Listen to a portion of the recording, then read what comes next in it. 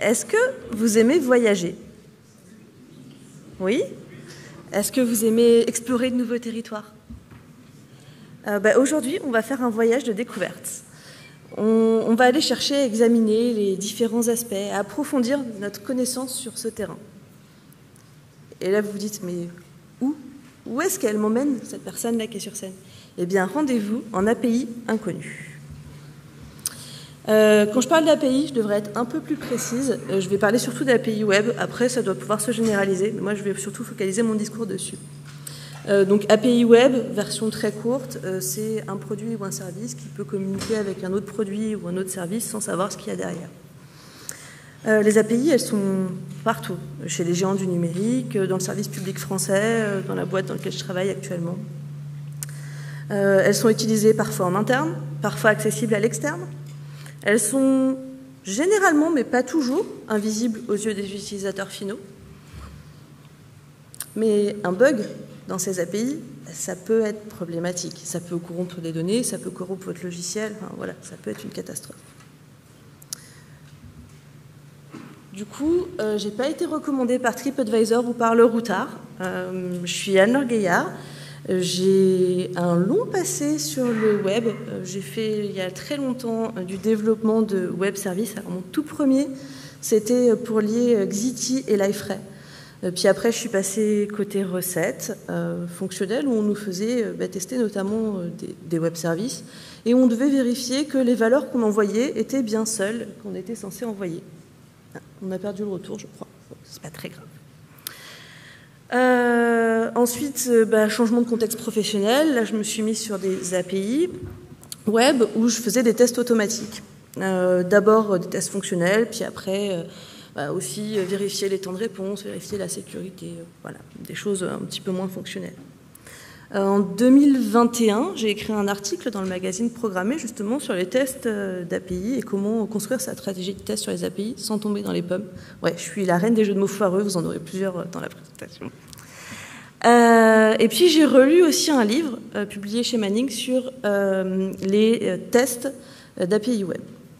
Donc on va dire que les API, j'en mange depuis un certain temps. J'ai rejoint ManoMano il y a 2 ans.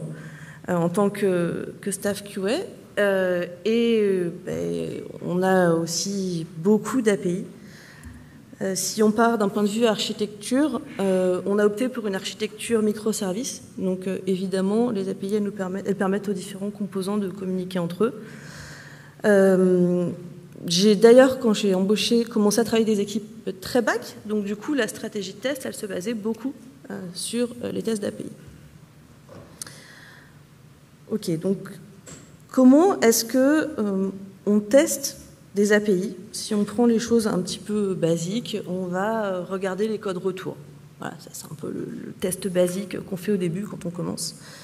Puis, alors là, j'étais même pas chez ManoMano, en plus c'était une auto-formation, donc c'est vraiment un test tout bête. Puis après, on peut aller un petit peu plus loin, on va tester qu'en fonction des paramètres, ça rend bien les bonnes choses qu'on veut en sortie. On peut aussi chaîner différents endpoints et différents appels pour vérifier que quand on suit un flow end-to-end, ça fait bien ce qu'on veut. Ok, mais après, si on veut aller un peu plus loin, il y a plein d'outils qui existent pour faire des tests d'API. Alors là, j'en ai mis que quelques-uns, hein. Vraiment, vous en avez plein d'autres. Donc Postman, c'est celui que je vous ai montré là tout à l'heure. C'est quelque chose qui est très utilisé, notamment côté QA, mais aussi côté dev, où c'est vraiment quelque chose de très graphique et on peut chaîner ses requêtes et faire ses tests directement et ses assertions.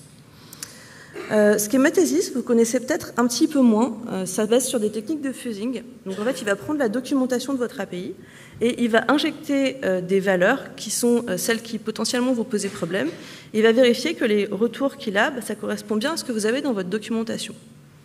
Notamment, il va surtout chercher à éviter toutes les erreurs 5xx, donc toutes les erreurs serveurs, parce que pour lui, ça c'est un problème, donc ça doit être corrigé.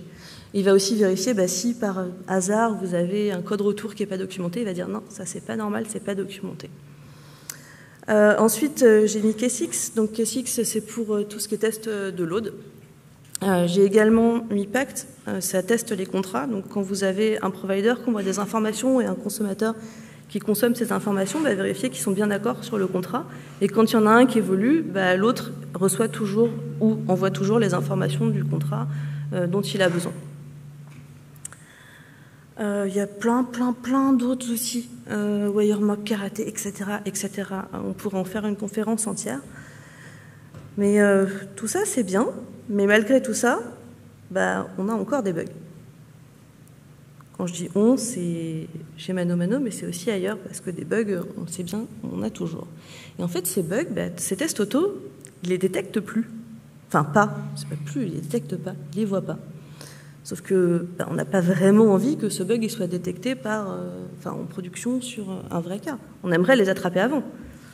Et là, on les attrape pas. En fait, ça, c'est quelque chose qui est très connu dans le milieu de la qualité. Ça s'appelle le paradoxe du pesticide. Enfin, ça s'appelait. Je reviendrai après sur le pourquoi ça s'appelait comme ça.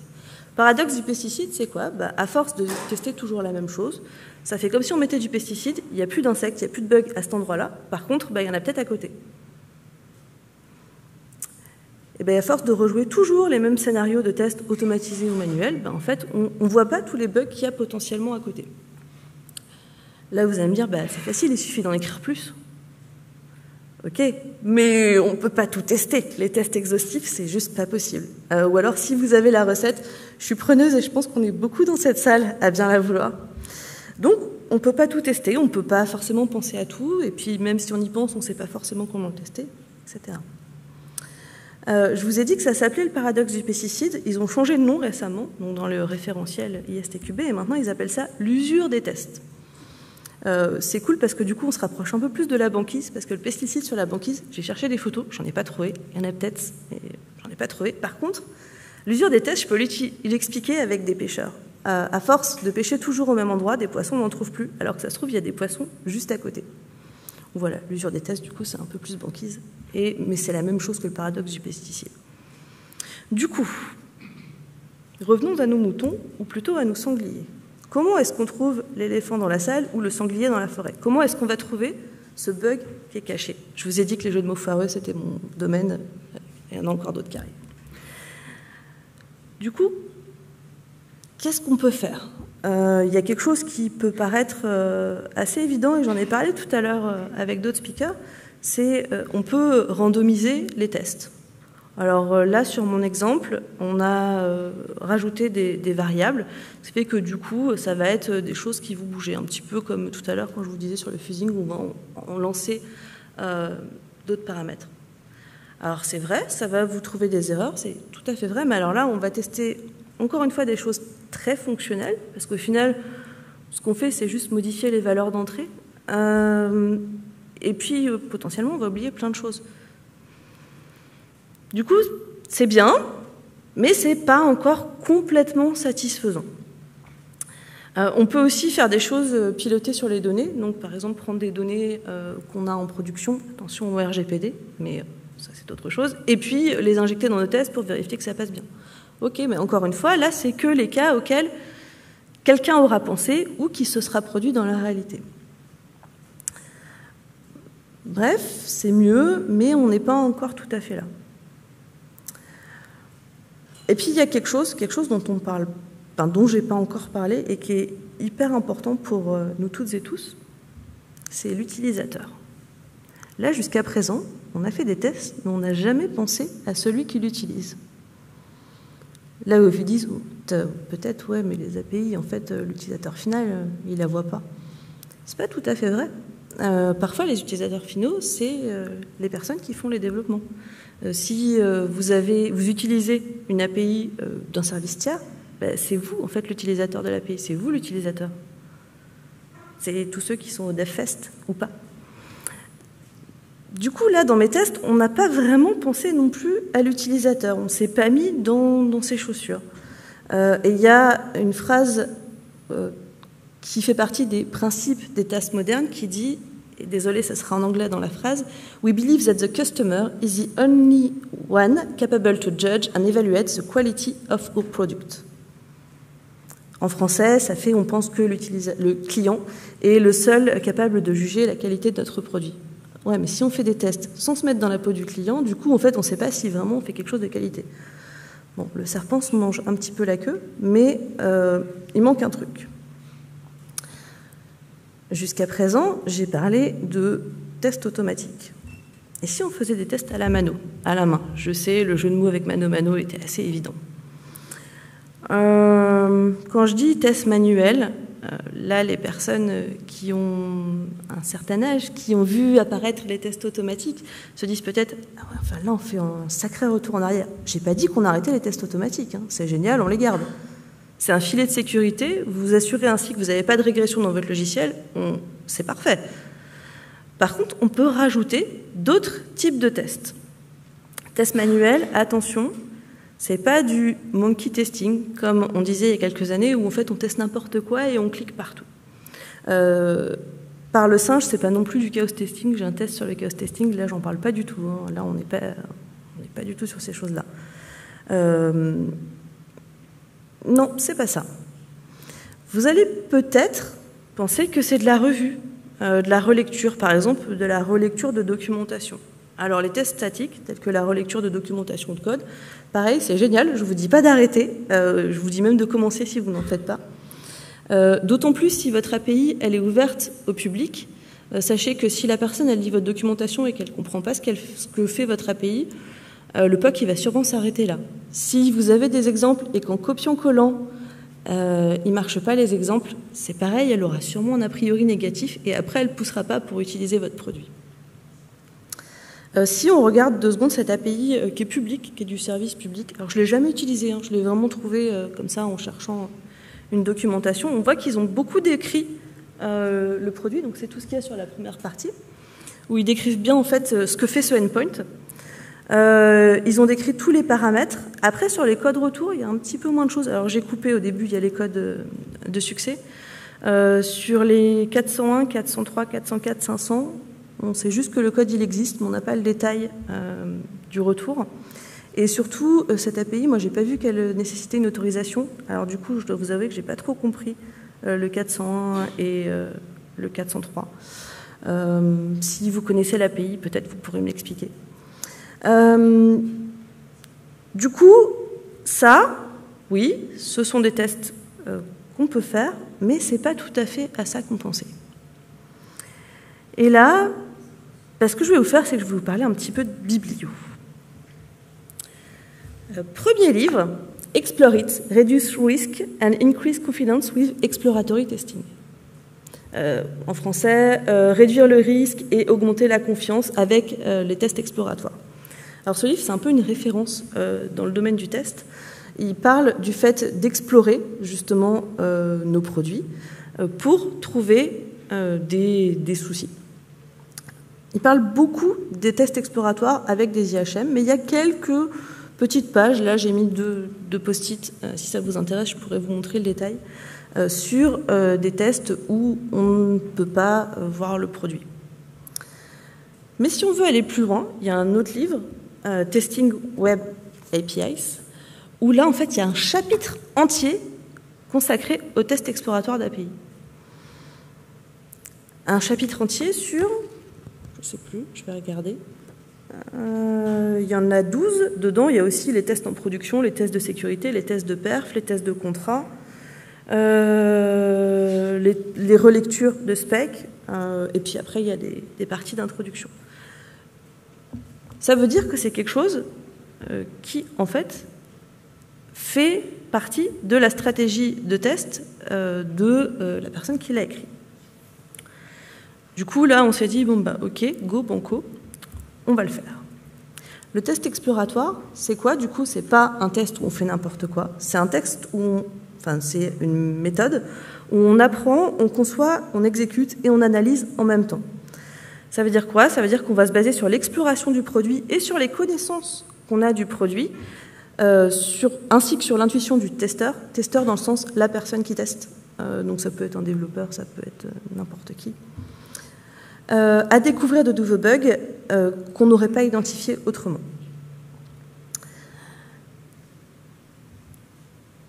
Nous, ça nous a bien intéressés, et du coup, on a décidé de le mettre en place chez ManoMano. Et on a voulu se lancer. Et là, on a eu plein de questions qui sont venues dans notre tête. J'en ai mis que quelques-unes ici. C'est combien de temps on y passe, qu'est-ce qu'on teste, quand est-ce qu'on s'arrête, comment on teste, quels outils on utilise, qu'est-ce qu'on veut trouver en fait comme type de bug, puis on utilise quel persona, et puis voilà, il y avait beaucoup de choses. Pour vous résumer ça, on va faire quelques questions, les questions principales. D'abord, qu'est-ce qu'on teste? On peut tester un endpoint, voire même un paramètre sur un endpoint, pourquoi pas. On peut tester toutes les requêtes GET, toutes les requêtes POST, une API, plusieurs endpoints mis les uns avec les autres, des API qui communiquent entre elles. C'est vous qui décidez ce que vous testez. Mais surtout, ce que vous n'allez pas tester.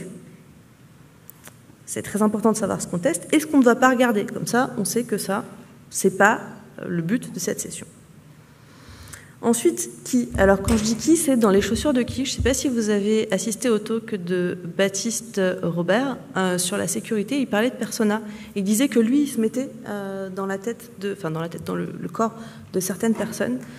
Là, c'est pareil. On est quoi? On est un dev junior qui arrive dans l'entreprise. On est un dev senior qui fait partie d'une autre équipe qui, du coup, va consommer cette partie.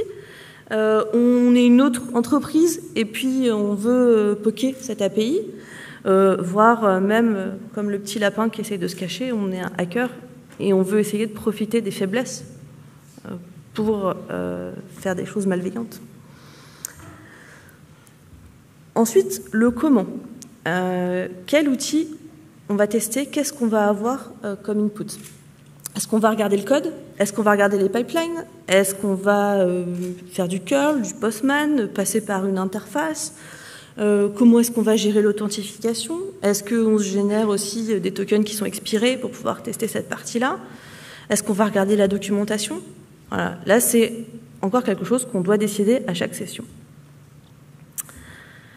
Combien ça regroupe? Quand est-ce qu'on s'arrête de tester? Est-ce qu'on timebox et qu'on dit on va tester pendant 10 minutes, 1 heure, 2 heures, une journée? Est-ce qu'on se dit on s'arrête quand on est bloqué, quand il fait nuit? Est-ce qu'on se dit quand on a une avalanche de bugs, c'est le moment de s'arrêter parce que là, on en a déjà trop? C'est quelque chose aussi qu'il faut décider. Nous, on est parti sur une timebox. Et puis enfin, le pourquoi. Qu'est-ce qu'on veut chercher comme problème? Est-ce qu'on veut s'assurer que notre API elle est super performante? Est-ce qu'on veut s'assurer qu'elle est très jolie et très funky pour quelqu'un qui veut l'utiliser?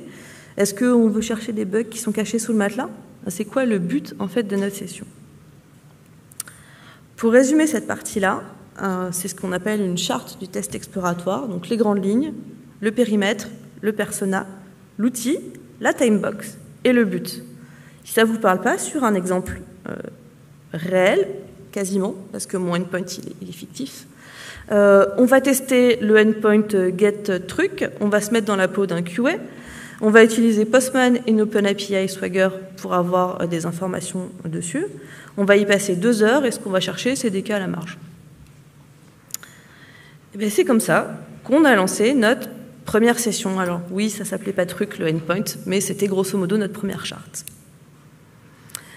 On a décidé de le faire en session de mob testing.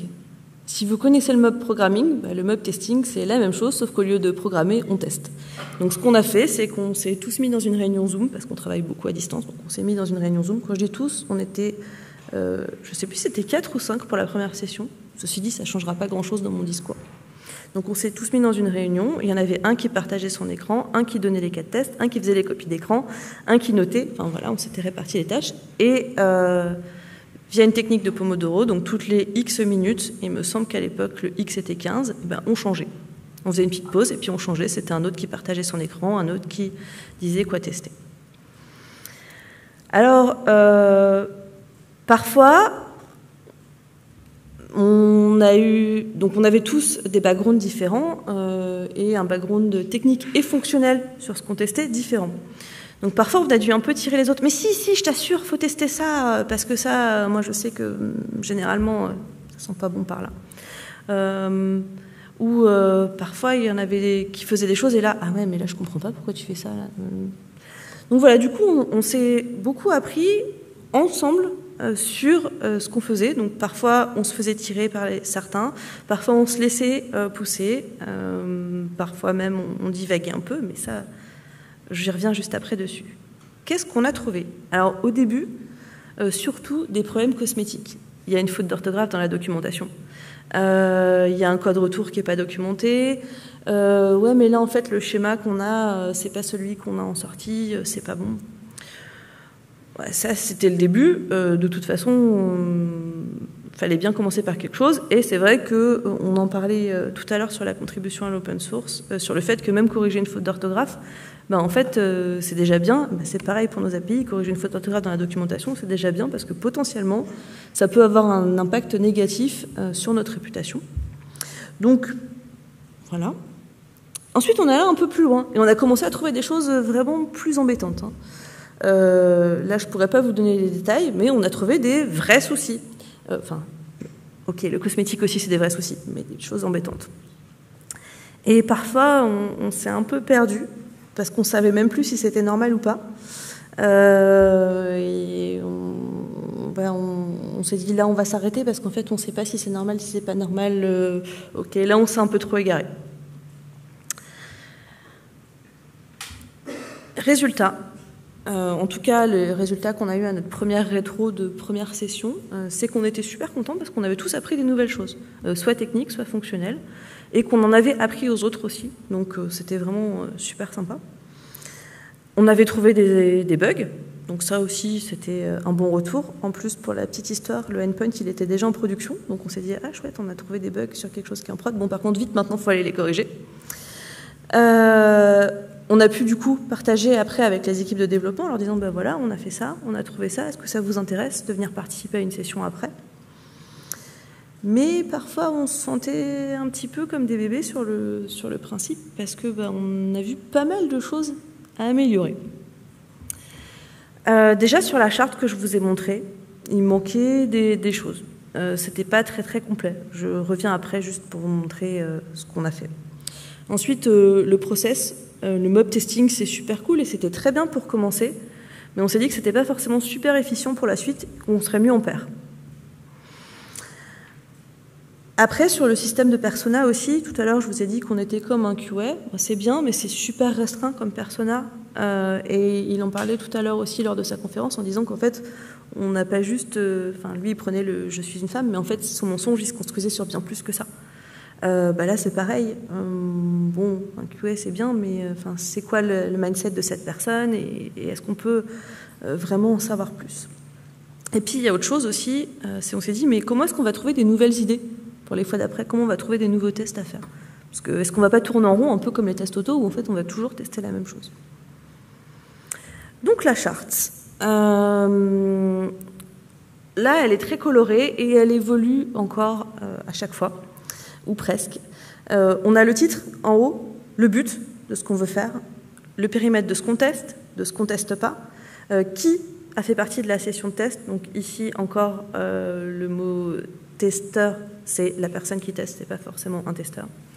La timebox, la date, le persona, le ou la, je ne sais pas si c'est féminin ou masculin, the persona qu'on a choisi, les outils, l'environnement, parce qu'on peut tester sur du local, sur un environnement de prod, ou voire même en prod. Les inputs qu'on a utilisés, donc s'il y avait de la documentation technique, fonctionnelle, technico-fonctionnelle ou autre, et les outputs, donc les bugs, les choses qu'on a pu trouver, si on a documenté des choses aussi, les mettre dedans. Si on part sur les personas, on a cherché à les faire grossir et à mettre plus de détails. Je zoome après sur un des personas. Donc ici, on a la développeuse junior, la product manageuse, le développeur senior, le développeur d'une autre compagnie, le hacker et la personne du business.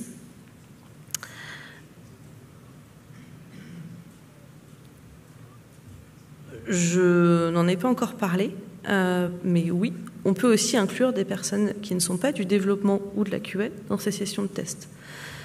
D'ailleurs, qui n'a jamais eu envie d'aller regarder un logiciel quand il est fini? Les gens du produit et du business aussi adorent explorer et aller voir un petit peu le produit fini. pour vérifier que ça correspond bien à ce qu'ils veulent. Rien ne les empêche, accompagnés avec des sessions de pair ou de mob, de faire ces tests aussi avec nous.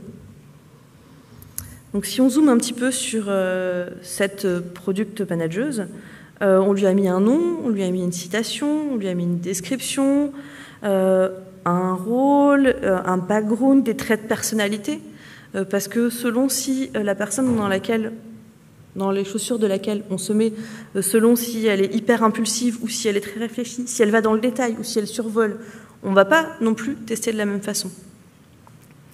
Là, cette personne, elle a besoin que la documentation soit très claire, elle est très sensible aux problèmes de sécurité de données, et elle a des exigences quant à la résolution des choses après derrière. Ça, du coup, ça se duplique, enfin, pas avec les mêmes valeurs, mais pour le profil de hacker, pour le profil de développeur junior ou senior. Maintenant, si vous voulez un petit peu voir plus en détail un exemple de comment on teste et surtout comment est-ce qu'on capitalise sur ce qu'on a testé, j'ai pris un cas fictif et très simple. On veut tester un endpoint qui s'appelle name, qui a un paramètre ID, qui est un entier positif. Je peux faire un test d'abord valide avec une valeur 1, puis un test en erreur avec une valeur A, un test en erreur avec une valeur -1, puis un cas à la marge avec une valeur 0, parce que entier positif, est-ce que c'est strictement positif ou pas, on ne sait pas trop. Puis avec le max ID +1.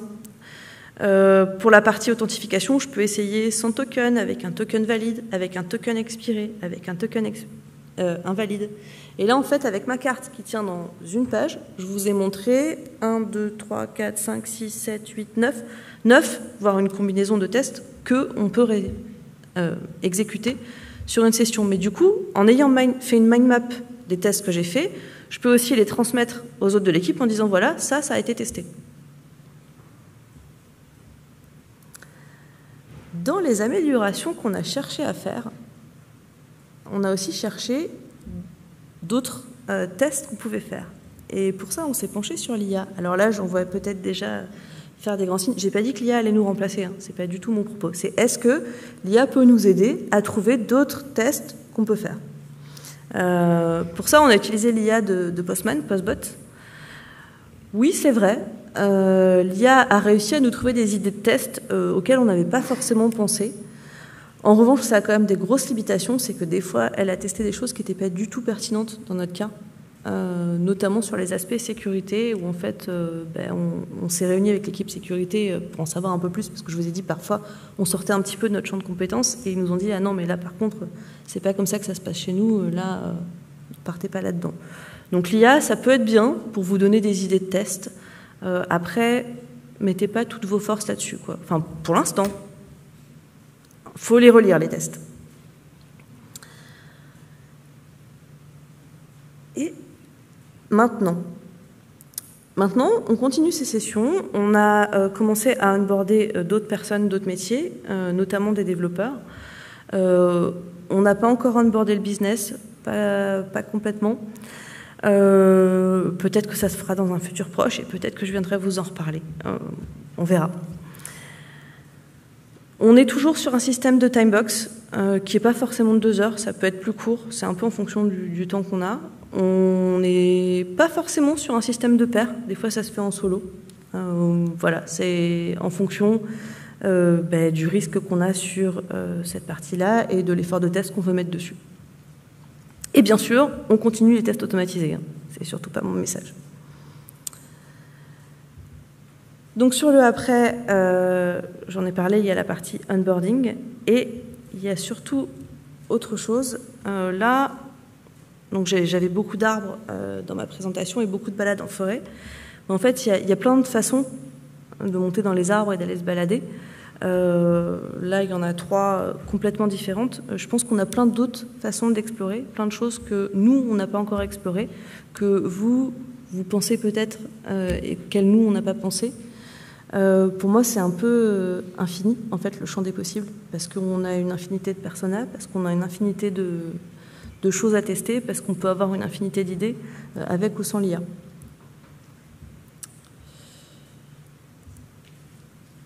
puis, je vous ai dit au début, qu'est-ce qu'on teste et qu'est-ce qu'on teste pas. Des forêts, il y en a plein de sortes.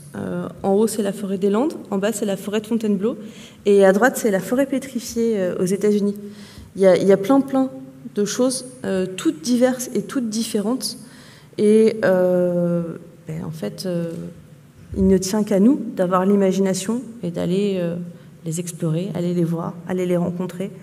Et puis essayer, échouer, réessayer, rééchouer ou pas, et puis finir par y arriver. Et par trouver tous nos petits bugs qui sont cachés partout.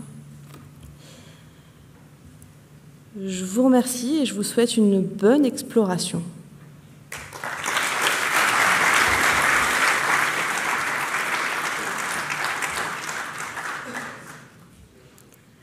Et tu vois, tu m'as dit d'aller vite, et du coup je suis allée tellement vite que j'ai plein de temps pour les questions.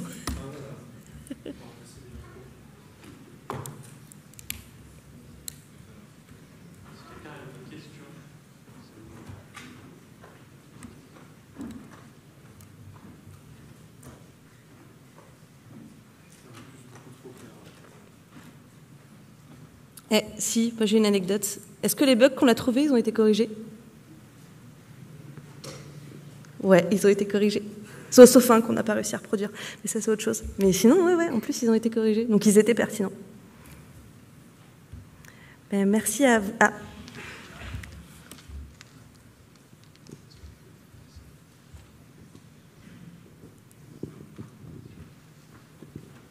Et juste, c'est pour savoir, ces tests, du coup, derrière, ils ne sont pas automatisables ou automatisés? Non. En fait, le problème ou l'avantage des tests exploratoires, c'est que on pourrait les enregistrer, les rejouer, mais on n'a pas d'assertion dedans. Donc du coup, après, il faudrait rajouter des assertions pour savoir si c'est vraiment le comportement souhaité qu'on a ou pas. En plus, potentiellement, on passe par plein d'outils divers ou variés.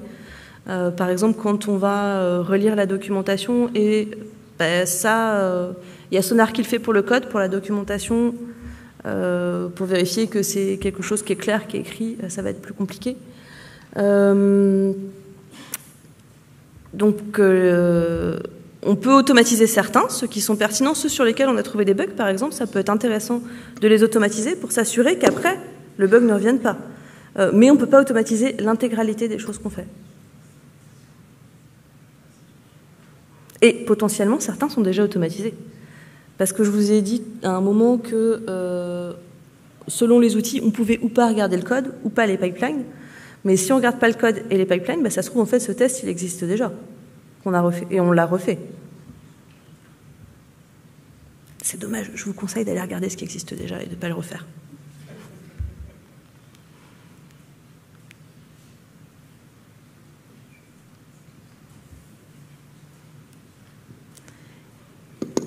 Eh bien, merci et bonne exploration.